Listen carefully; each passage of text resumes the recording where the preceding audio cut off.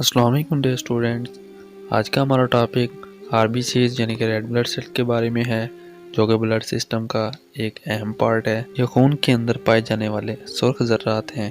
ان کا دوسرا نام آرتھریوسائٹس ہے۔ اگر ان سیلز کی شناخت کی جائے تو یہ ہلال کی صورت میں ہوتے ہیں۔ 1 کیوبک ملی لیٹر کے اندر ان کی تعداد 45 سے 50 لاکھ ہوتی ہے۔ انہی ذرات کی وجہ سے ہمارا خون سرخ نظر آتا ہے۔ یہ ذرات ایک غلاف میں لپٹے ہوتے ہیں جسے اسٹروما کہتے ہیں، جبکہ ان کا درمیانی حصہ پروٹین سے بنا ہوتا ہے جس کا نام ہیموگلوبن ہوتا ہے۔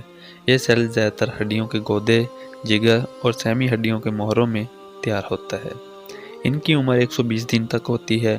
یہ سیلز تلی کے اندر جا کر ختم ہو جاتے ہیں اور پھر اسی طرح خون کے اندر ہیموگلوبن آئرن کا مرکب اگر اس کی کمی ہو جائے تو ٹیشوز کو صحیح طرح سے آکسیجن نہیں پہنچتی۔ خون میں ہیموگلوبن کی تعداد 15 گرام ہوتی ہے جو مکمل طور پر خون میں پائی جاتی ہے۔ ہیموگلوبن زیادہ تر پروٹین سے جگر کے اندر تیار ہوتے ہیں، اور ریڈ بلڈ سیل انسانی جسم کے اندر سب سے زیادہ پائے جانے والے سیلز ہیں، اور یہ انسانی جسم کی بقا کے لیے بہت ضروری ہیں۔